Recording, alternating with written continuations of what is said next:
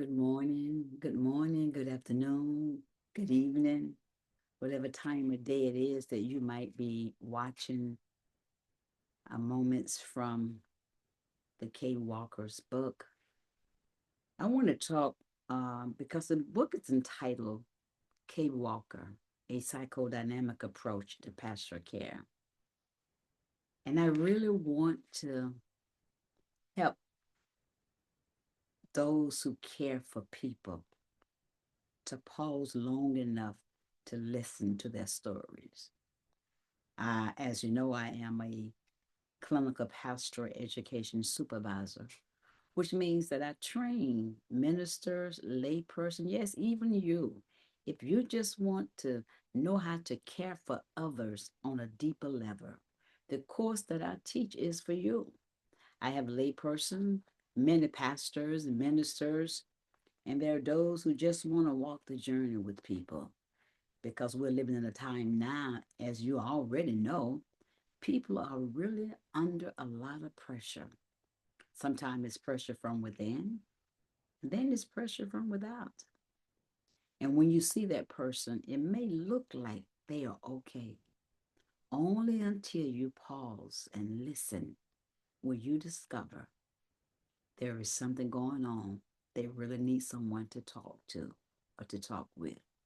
So I want to talk a little today about why the psychodynamic approach. Why is that approach important?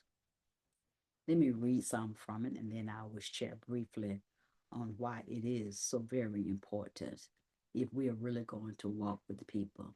And I just believe you do. If you tune into this um, video, there's a reason, these cave moments, there's a reason. Perhaps you feel like you may be in a cave at time, or you're going through your own darkness, and you're wondering where in the world is the light.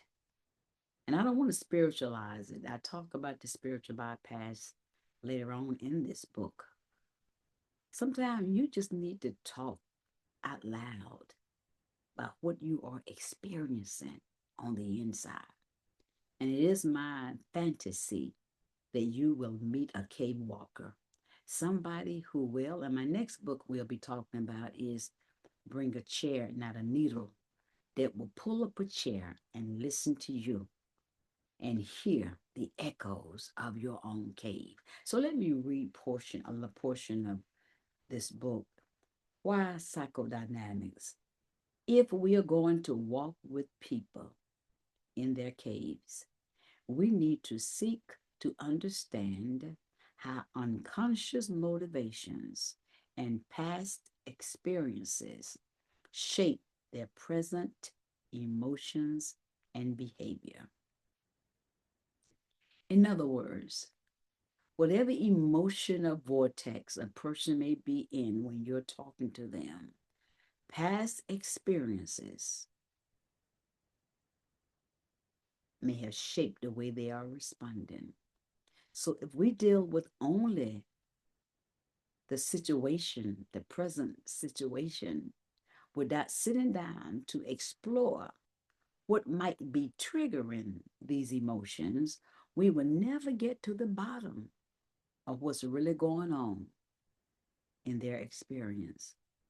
So we want to understand how unconscious motivation, things that have happened to us in the past, maybe it was an experience or a situation in your family, it could have been abuse. It could have been a lack of compassion in the family where love was never felt, where expressions of endearment was not a part of the family. And perhaps you've gotten to a place now where you don't express it. And maybe that has cost something in your own personal life. Whatever the dynamics there are that have happened to you in your life, psychology believes that we respond from past emotions and past experiences, and they impact our present situation. And that's why it's so important to listen to people's story. Anton Borzin, who is so pivotal in the clinical pastoral education movement, he had about over 7 psychotic episodes. And while having those episodes, one of those episodes, he discovered that maybe what's going on with me is what's happening to those around me in this particular institution. Perhaps something happened, something occurred that caused a disorganization of that person's inner world. It could be a death, could be a divorce, could be a separation. It could be a loss of anything, because grief happens in any loss that you experience, and you didn't take time to process it with yourself or with someone else, and now it is taking a toll on you.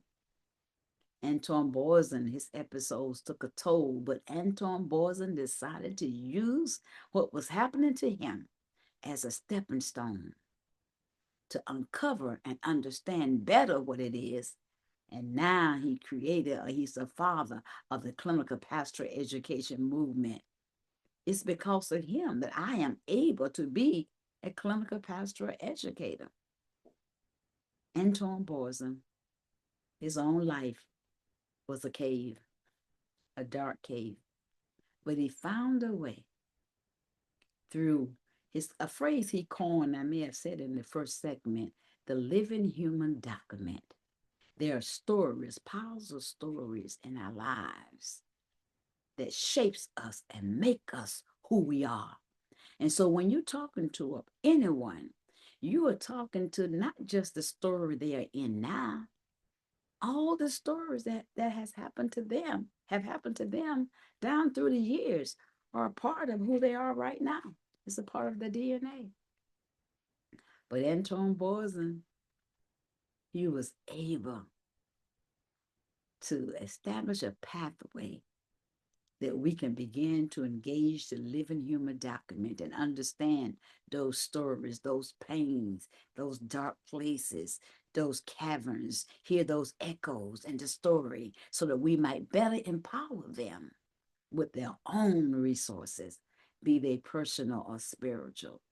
Each person carry resources. Sometimes they are untapped resources, but you won't know it until you sit and talk with them. In order to do this, we have to pay attention to the themes, the red threads in the narrative. What are the themes?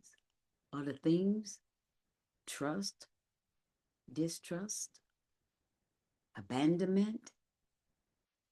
What are the things that they are dealing with? What might they be?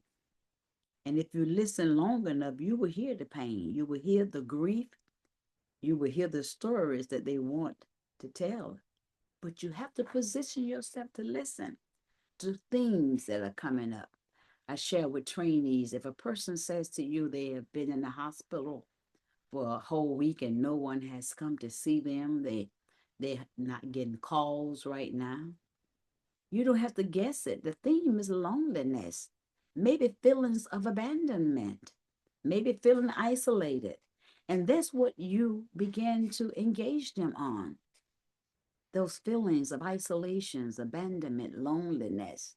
You don't try to go and take care of them or try to fix it for them by saying, well, everybody love you, we're here now, we can listen to your story. That's no, no, no, no. Let the story breathe on its own, because the story has a lot of oxygen. And if you sit and listen, the story will unfold.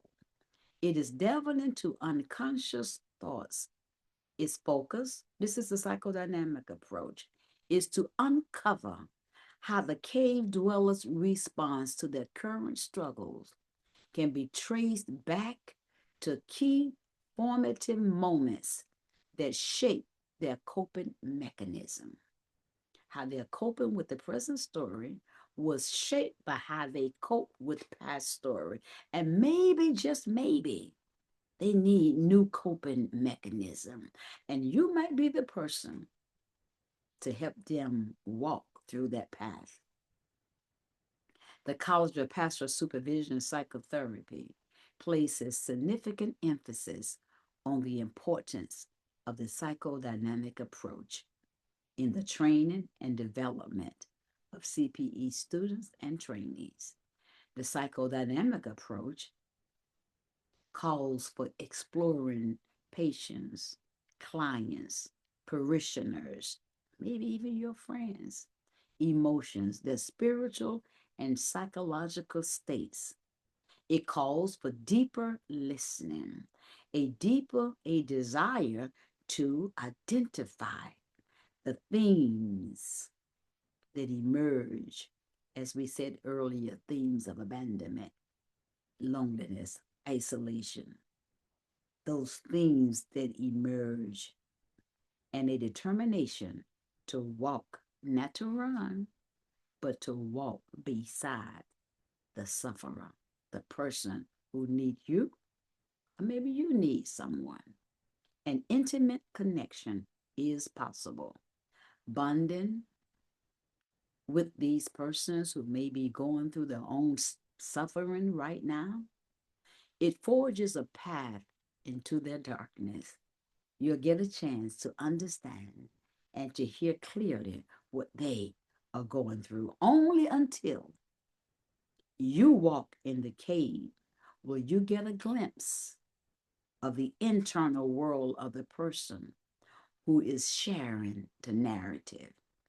For the cave walker, the patient, the client, the parishioner, the friend, the person is no longer just a name that you've heard, that you hear. And in the hospital, it's no longer just a name on the census report, or a member of the congregation, or a prisoner in the jail cell, or a homeless person in the shelter.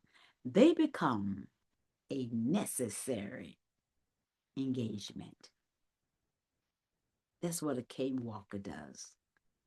And I'm hoping those who are listening will meet a cave walker if you are struggling with something.